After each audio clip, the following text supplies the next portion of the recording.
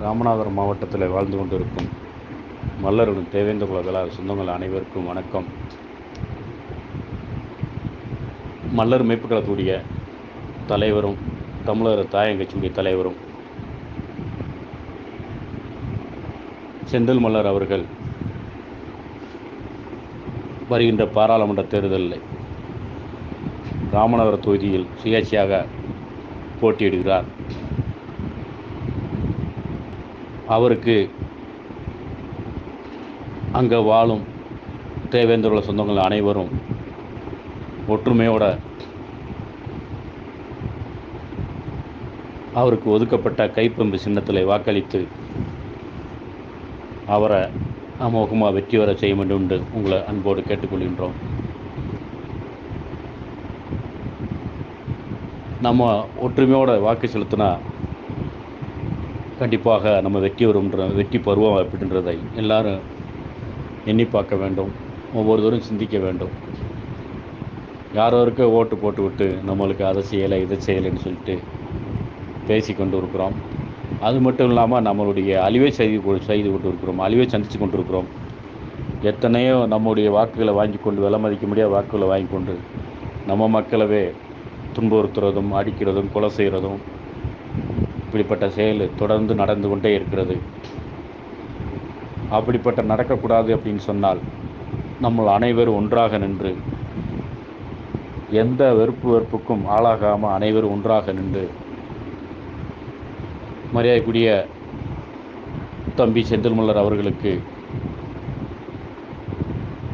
Cycle pump சின்னத்தில் வாக்களித்து நீங்கள் அவரை வெற்றியடை செய்ய வேண்டும் என்று உங்களை அன்போடு கேட்டுக்கொள்கின்றோம். எல்லாரும் பொது தொகுதியிலே ரிசர்வ் தொகுதியிலே நம்மளை நிற்கணும்னு சொல்லி தமிழ்நாட்டில் தென்காசி தொகுதியும் நாகை தொகுதியும்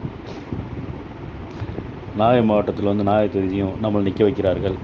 அங்கே இந்த கட்சியிலேருந்து ஜெயிச்சு போகிறவர்கள், திராவிட கட்சியிலேருந்து ஜெயிச்சு போகிறவர்கள் நம்மளுக்கான எந்த கோரிக்கையும் அவர்கள் பேசுகிறதில்லை, நிறைவேற்றுறதில்லை, கேட்டு பெற்றுத்தர்றதில்லை, எதுவுமே கிடையாது. அவர்களுக்கு ஒரு பொம்மை மாதிரி அந்த கட்சிக்கு அடிமையாக சென்று இந்த தேவேந்திர வேளா சமுதாயத்துக்கு எந்த பயன் இல்லாமல் இருக்கிறார்கள். இன்று எத்தனையோ தனி தொகுதியில் இப்போ பொது தொகுதியிலையும் தனி தொகுதியில் நம்ம நிற்க முடியும், பொது தொகுதியில் நிற்க முடியாதுன்னு சொல்லி எல்லாரும் நம்மளுக்கு பொது தொகுதியை கொடுக்குறார்கள். பொது தொகுதியிலும் நம்ம நின்று வெற்றி வர முடியும் அப்படின்னு சொல்லி மக்களுக்கு தெரியப்படுத்த வேண்டும். அரசுக்கும் பல கட்சிகளுக்கும் நம்ம அதை தெரியப்படுத்த வேண்டும். ஏண்டா ராமநாதபுரம் தொகுதியிலையும் திருநெல்வேலி தொகுதியிலையும் நம்ம பல லட்சம் ஓட்டுகள் இருக்கிறோம்.